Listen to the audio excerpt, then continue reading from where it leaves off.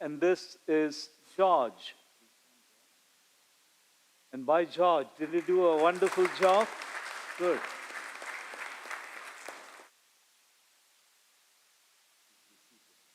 And the first time I did the reading in church, can you guess what grade I was in? The 10th grade. I was 15 years old, and George is 6.5.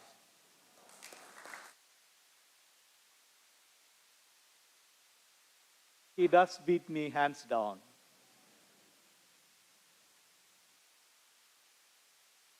Last Sunday, after the 9 o'clock Mass, I was in Mullen Commons with our children and with the young families.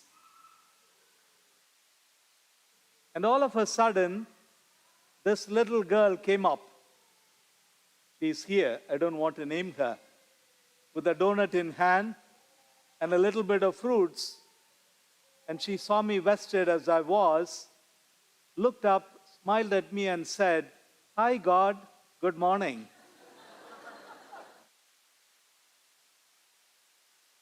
And then it hit me like a ton of bricks.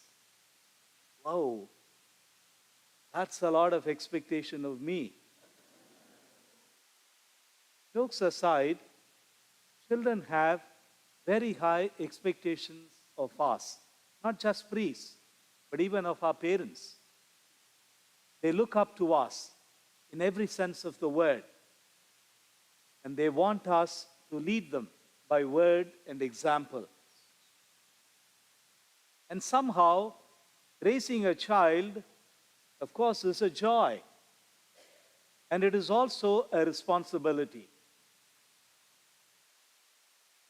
Children, any of you remember the time you were baptized? Oh, no, I don't remember too. We were all there near the font, and water was poured over our head, and we were washed clean. And that is the moment when the Father from heaven said, "This is my beloved child." He said of you, He said of you, and He said of me. And that's what we heard Him say today to Jesus Himself. "This is my beloved Son. Listen to Him." Now, when we are all baptized, a couple of things happen to us. We are christened. We are given a new name, maybe after a saint who we are expected to follow. And we become the child of God, a daughter of God, a son of God. And then we also become members of this assembly. Not just assembly, but family. Parents, did you hear me? We need to break bread together in Mullen Commons after Mass. This table joins us to that table and to every table in our parish community. We are family. And then baptism also puts a responsibility on us. We are made prophets. We got to speak the word of God. And we have to pray and bless people. We share in the common priesthood of Christ. And then we also have to order the world, make changes in our life, in our own society, as God would want us to. And that is being royalty, being queens and kings of God. Now, we all come into the church. Today, what a joy it was to see George proclaim the gospel. And soon to be followed by Mariana coming up and removing that little stool and standing there. I remember the time when she had to use the stool. She was tiny. And so, we bring up children in our parish community and we teach them the art and the spirituality of serving. Didn't George do a good job today, little ones? You want to give him a hand? And how many of you want to follow George and read? Can you raise your hand? Good. That's wonderful. And how many of you want to serve at the altar as altar girls and altar boys? Good. Hey, parents, what's happening? Look at the children. How many want to serve at the table as altar girls and altar boys? In that order, please. If you hear the message. Okay, good. And so, as you go up to a higher level, maybe from the first floor to the second floor, how do you do? How do you go to the second floor? Pardon? By working hard, okay. And then, what is the way you take? If there is no elevator. Yes? You take the stairs, you go up the steps, and then you find yourself in the second floor or the third floor. And I see myself doing that at John Muir. I don't take the elevator. And so today we are going to talk about steps. S-T-E-P-S. Can you repeat that for me? We believe these are your children talking so softly. Come on, your parents don't recognize you. Say it loud. S. And that first S stands for serve. What George did this morning. What one or two other children will be doing in a little while. Taking up collection and bringing the baskets here. And what the choir also do, singing.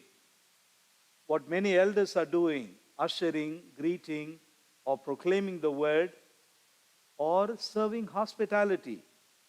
As Christians, we are all called to serve. Tell me, who serves at home? Yes? Mom serves, and she serves out of, give me a word. She serves dinner out of Love. Love. When there is love in your heart, you always serve. And you know, when you are family, what do? You roll up your sleeves and do the dishes. Believe me, that's what makes me family. That's what makes you family.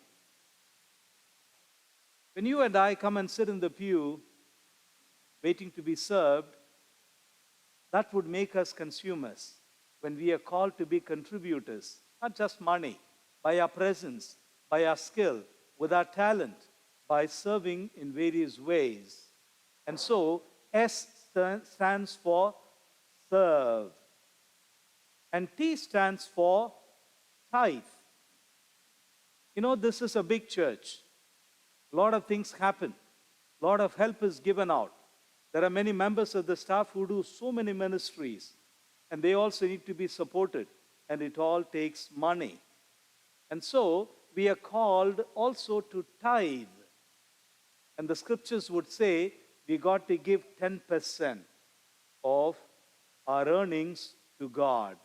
Now tell me, children, as you grow up, how many of you will be generous towards God and towards the church? Can you raise your hand? Good job, very good. And so when you go home, remind your parents. Talk to them and tell them 10%. Blame it on them, not on me. And by the way, I also do 10%. And I do it electronic funds transfer. For the simple reason, because the church can predict how much money comes in, and then they can plan accordingly. So, whatever you give cheerfully, give generously. Have a conversation with your spouse and with your beautiful children, and tell them the need, the purpose why you give so generously.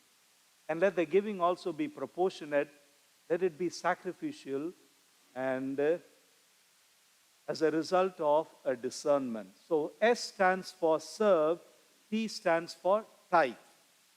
And then E comes in to remind us that we have to be engaged. If you are friends with someone, you stay in connection with that friend, right? And if you belong to the family, you are immersed in it. You are engaged in it.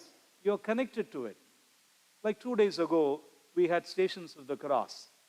And I took a beautiful photo of all the tables, one shot, and I was so proud of it. Such animated discussions going on. And I sent it to my friend. He responded saying, senior social, and that hurt me. I said, where are the children? Where are the youngs? Where are the staff? Where are the ministers? Where are the clergy? And where is St. John's? When you are in a relationship, when you and I are in love, we stay connected. We stay engaged. So whatever happens here happens out of love for you. In a little while, we'll be making an announcement about Vacation Bible School. And parents and grandparents that you got to pick up the phone and call and engage your children with us so that we could teach them the way of God and the way of the church. S is for serve, T is for type, E is for engage, and P is for, we are in church. What is P for? Pray or practice. You know, a person who's in a relationship with God would always pray. You make time to pray together, to pray silently by yourself. When you sit for meal, you say your grace. When you want to make a decision, you pray. And you pray over your spouse or your child. I'm not going to ask you for a show of hands. I'm sure our Faith Formation staff will support us with a little blessing. How many of us parents bless their children every day as you leave the house and take them, drive them off to school? I have seen some parents bless them on the forehead. May God be your wisdom. May you see the light of God. May you speak the word of God. May you breathe God. May you serve God. A simple prayer, a beautiful blessing, that sets the tone for the day for the children, and believe me, for you as well. S is for service. T is for tithing. E is for engaging. P is for praying and practicing. And what is the next?